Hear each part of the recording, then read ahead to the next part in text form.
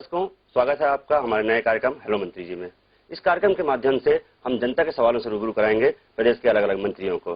तो शुरुआत करते हैं हमारे कार्यक्रम की। हमारे पहले मेहमान हैं प्रदेश के पीडब्ल्यूडी और शिक्षा मंत्री माननीय बृजमोहन अग्रवाल जी। अग्रवाल जी, बहुत बहुत स्वागत है आपका इस कार्यक्रम में। सबसे पहले तो मैं एक बात जानना चाहूंगा कि आपके ऊपर एक महती जिम्मेदारी है शहर के विधायक होने के नाते, प्लस बहुत सारे विभाग भी हैं, दायित्व हैं। तो जब से भाजपा सरकार आई है, ऐसे कुछ कार्य हुए हैं जिसको आप उल्लेखनीय कह सकते हैं? निश्चित रूप से छत्तीसगढ़ में बीजेपी की सरकार आने के बाद पिछले 6.5 सालों में जो विकास के काम हुए हैं उसको हम कह सकते हैं कि इतने विकास के काम पिछले 50 सालों में भी नहीं हुए। अगर हम देखें तो छत्तीसगढ़ में सड़कों का जाल बिछा है, छत्तीसगढ़ में नए हायर एजुकेशन के इंस्टीट्यूट खुले हैं, 15,000 से ज्यादा नई स्कूलें खोली गई हैं। छत्तीसगढ़ में जो इंफ्रास्ट्रक्चर की बहुत कमी थी कि बच्चों को झाड़ के नीचे बैठकर एजुकेशन लेना होता था, वहां पर स्कूलों की बिल्डिंग बनी है। गांव-गांव में प्रधानमंत्री सड़क योजना से सड़कों को जोड़ा गया है।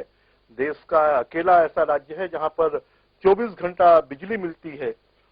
और अगर हम कहें तो ऐसे गिनाने के लिए कि यहाँ के गरीबों को 1 रुपए और 2 रुपए किलो में चावल मिलना, स्कूल में पढ़ने वाली लड़कियों को साइकिल दिया जाना, मुफ्त में कॉपी किताब देना, यहाँ पर एससी और एसटी के बच्चों को पायलट की ट्रेनिंग देना, उनकी बच्चियों को एयर होस्टेस की ट्रेनिंग देना, और इस प्रकार से ऐसे हजारों काम हैं जिसको हम अगर गिनाने लगेंगे तो शायद मुझे लगता है कि समय बहुत कम पड़ जाएगा।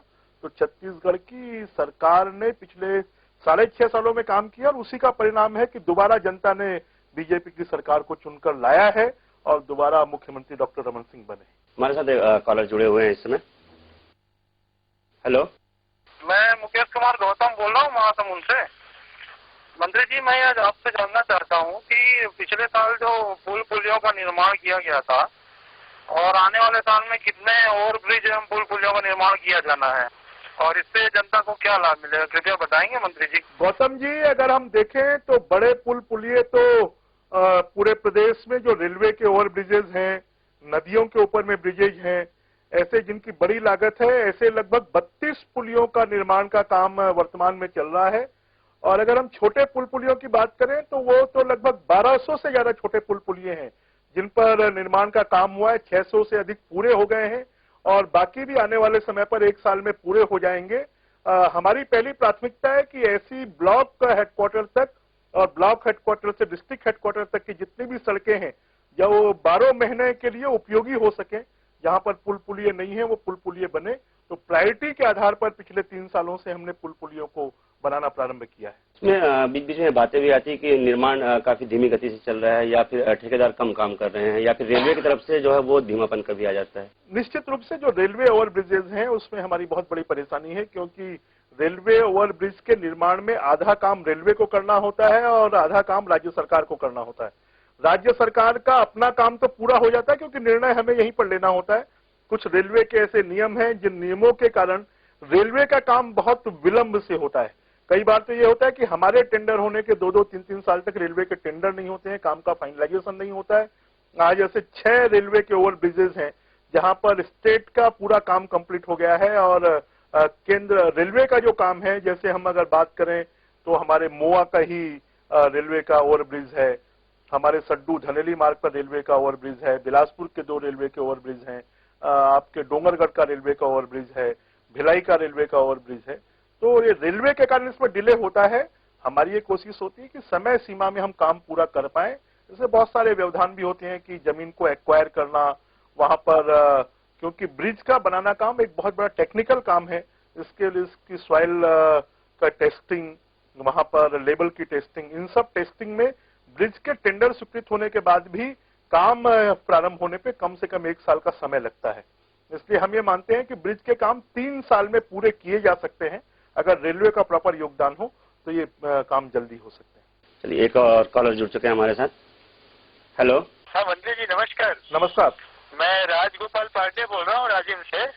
मंत्री जी, मैं पहले आपको धन्यवाद देना चाहता हूँ कि आपने राजिम कुंभ को जो दर्जा दिलाया है, ये छत्तीसगढ़ का सबसे बड़ा कुंभ है और इसके लिए मैं आपको दिल से धन्यवाद देना चाहता हूँ।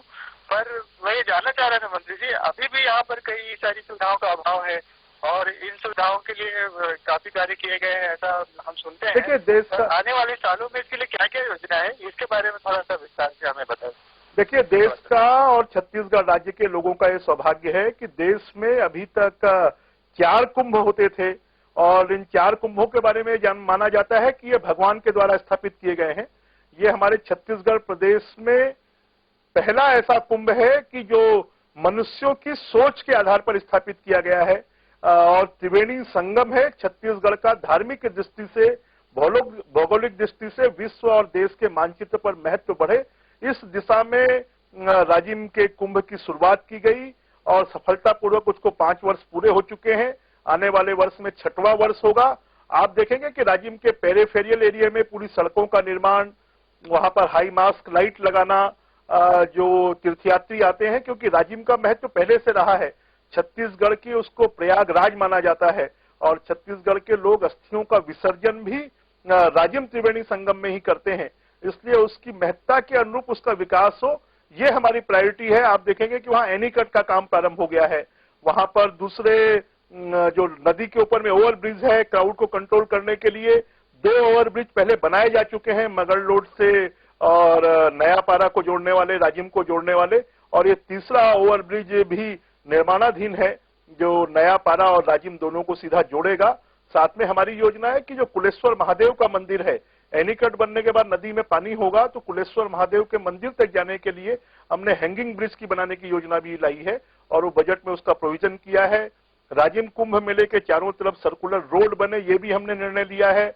वहां पर साधु संतों के रुकने के लिए धर्मशाला बने, इसका भी हमने निर्णय लिया। तो हम ये मानते हैं कि एक दिन में वहां का विकास नहीं हो सकता, परंतु आने वाले समय पर आने वाले श्रद्धालुओं को, साधु संतों को हर वर्ष की भांति बेहतर सुविधा प्राप्त होगी। एक समस्या जो आम तौर पर वहाँ पे महसूस करते हैं लोग कि नदी में एक तो पानी कम रहता है, दूसरी बात उसके साफ सफाई को लेकर काफी लोगों को परेशानी का सामना करना पड़ता है। देखिए, मैं सोचता हूं कि पहले के वर्षों में जरूर ये दिक्कत थी, क्योंकि इतने बड़े आयोजन को करने का अनुभव हमारे अधिकारियों, कर्मचारियों के पास में नहीं था। परंतु इस वर्ष अगर आप देखेंगे तो पानी की समस्या भी नहीं आई और साफ सफाई की समस्या भी नहीं आई है। और आने वाले समय पर हम, क्योंकि एनीकट बन जाएगा तो पानी फिर लोगों को 12 महीना मिलेगा। जैसे एक तीर्थ स्थल का महत्व पानी के कारण होता है, तो एनीकट बनने के बाद 12 महीना वहां पर पानी मिलेगा और वहां की साफ सफाई की व्यवस्था भी ठीक तरीके से होगी। मंत्री जी